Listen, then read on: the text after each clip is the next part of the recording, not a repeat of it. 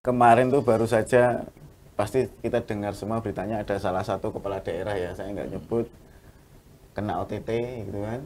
Ada uang cash di situ, jumlahnya besar ya, Ya. puluhan miliar gitu ya. Setelah ditanya, diperiksa, katanya penggunaannya untuk pilkada tahun depan. Oh, Nah ini pilkada. kita bicara mengenai money politik, Pak. Oh ya, money politik itu kan bisa dimaknai sebagai upaya, gitu ya. Ya, Upaya eh, si kontestan atau apa peserta ini tadi untuk mempengaruhi pihak-pihak, ya, untuk mempengaruhi pihak-pihak agar keputusannya itu menguntungkan pada dirinya. halo Tribuners, bertemu lagi dengan saya, pemimpin redaksi Tribun Jateng, Erwin Ardian, dalam acara Tribun Topik. Hari ini kita ngobrol seru nih soal politik ya. Ini Tribuners pasti tahu tahun depan kita memasuki tahun politik, tapi panasnya sekarang sudah mulai nih. Makanya kita menghadirkan narasumber yang kompeten untuk membahas ini. Sudah hadir di sebelah saya. Selamat pagi, Pak. Selamat pagi, Mas Erwin. Ya, sehat Tribuners, selalu nih ya. Ya, beliau adalah DRS Sabto Adi Sugiartono MM. Beliau ini orang nomor 1 di Kesbangpol Kota Semarang. Makanya kalau ngobrol politik, ya beliau ini ya, yang paling setidaknya ngerti ya, Pak ya. Ya, ya. Gimana Pak, kabarnya Pak? Sehat, Pak? Alhamdulillah sehat. Ya, selamat sekali ya. Semangat nih. Persiapan tahun depan, Pak? Betul, ini kan sudah mulai kegiatan-kegiatan ya mendukung penyelenggara pemilu, menciptakan kondisivitas Kota Semarang menyongsong apa ini pesta demokrasi. Pesta demokrasi ya Pak ya, itu, ya. 2024. Pesta loh Mas. Iya, memang kita nyebutnya pesta demokrasi Ya, ya. betul. Nah, tapi kadang-kadang panasnya atmosfer persaingan ini bikin agak tegang juga kadang-kadang Pak ya Pak. Ya, itu bagian Gimana dari melihatnya, Pak? itu bagian dari dinamika ya. Dinamika memang dinamika yang panas dan panas ini tuh ya apa? Memang aspirasi masyarakat, pemikiran dari setiap yang terwakili dari para peserta pemilu ini kan semuanya pengen memperoleh dukungan dari Ya, masyarakat. pengen menang dong, Pak. Ya, iya, jadi semua kan gitu. Jadi tetapi semua itu dalam kita beri semangat ini. Jadi besok itu kita berusaha ini semuanya menjadikan pemilu di 2024 nanti jadi pemilu yang menggembirakan, membahagiakan kita semua. Jadi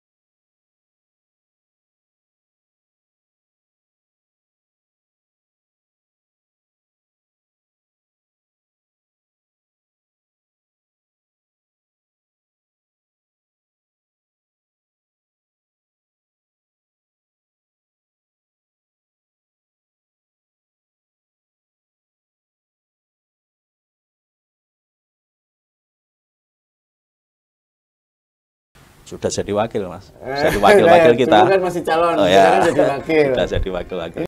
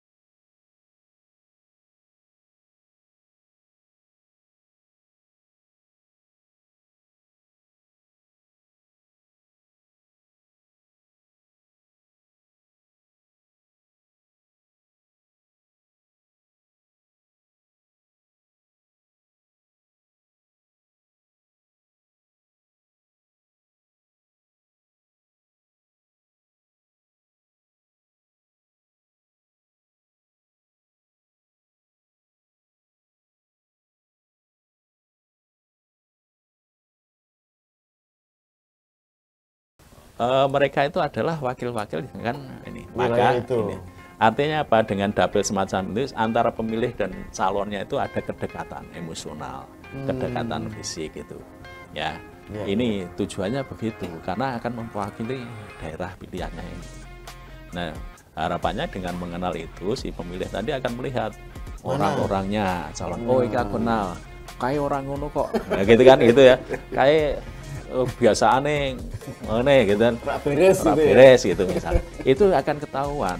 Iya, Nah, iya, iya. nah, yang kayak gitu itu kemudian tadi begitu kontestasi yang seperti itu biasanya terus kemudian dengan cara-cara yang tadi, iya, supaya dia menang diiming-imingi. Iya, iya, iya. Padahal kalau cerdas ya Pak ya, terima aja amplopnya. Tapi nyoblos justru jangan yang itu. Itu kan sebenarnya bisa saja kan Pak? Ya itu sebenarnya tidak fair. Ya tidak fair kan ya. Jadi tidak fair film duitnya ra gelem itu kan. Ya. Enggak, tapi itu pun harus kita kikis. Kalau semacam itu pembelajaran yang enggak. Jadi artinya kita mentolerir adanya orang-orang melakukan itu. Iya, iya. Pokoknya tolak gitu aja. Tolak aja. Ya, secara ketentuan aturan upaya yang sudah kita lakukan yang ada semua. Itu Pak sebenarnya aturannya menerima pun itu juga melanggar ya Pak ya? Menerima melanggar. Bisa diproses. Ya begini, kalau bukan menerima yang di itu adalah si pemberinya. Money politik lebih ke pemberinya. Beda dengan korupsi ya. Kalau korupsi kan penerima dan pemberi. Pemberinya ya.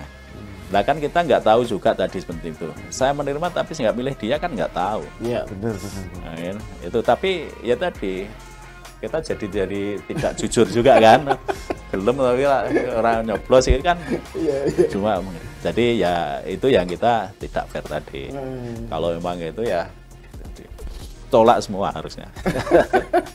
Tapi memang ini tantangan bersama ya Pak ya. Bagaimana bahwa money politik kan sangat merugikan.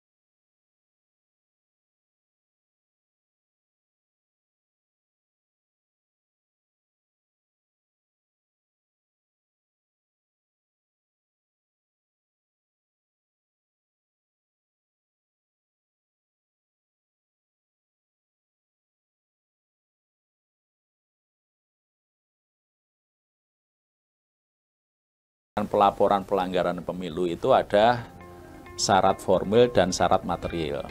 Ya, ya. Ya kan? Syarat formil itu misalnya kita harus warga negara Indonesia atau tim pemantau atau apa yang udah ini. Yang jelas kita seluruh warga negara yang memiliki hak pilih tadi. Ya, itu terus kemudian ini salah satu syarat materialnya, syarat formilnya. Terus ada syarat material. Jadi ini ya, misalnya syarat formil itu ini jelas warga negara Indonesia kita semua punya hak pilih, ya kita juga usia di atas 17 ya. Itu bisa juga pemantau pemilu atau peserta pemilu bisa melaporkan. Ya, ini terus kemudian ada syarat formil lagi, waktu pelaporan itu tidak melebihi 7 hari. Oh, lewat 7 hari? Ya, hangus. Kejadiannya, jadi kejadiannya itu tidak lebih dari 7 hari. Wah, ini berarti cepat ini. Jadi begitu ini tapi 7 hari. Ya. Itu jadi laporkan dulu. Jadi kemudian setelah 7 hari itu nanti syarat formil itu misalnya belum ini sesuai dengan, harus ada kesesuaian antara nama pelapornya, misalnya pelapor dan ini yang pelapor dan dilaporkan siapa, ya, yang ya, dilaporkan ya, siapa? Ya, dengan pelapor dan tanda tangan pelapornya. Ya, terus ada syarat material, ya syarat material tentang isinya. Ya, mengikuti identitas pelapor, nama dan alamat terlapor, ya kan gitu. Terus peristiwa dan uraian kejadian, kapan waktunya, ya terus kemudian di mana peristiwa itu terjadi, saksi-saksi yang mengetahui peristiwa tersebut, barang bukti. Wah, lengkap juga ya, diperoleh atau mungkin foto atau rekaman atau video sebagainya ini itu. Nah, sekarang kan enak Pak, semua udah punya HP. Ya kan, nggak usah perlu bawa kamera ya dulu ya. Direkam aja gitu kan, ya bisa.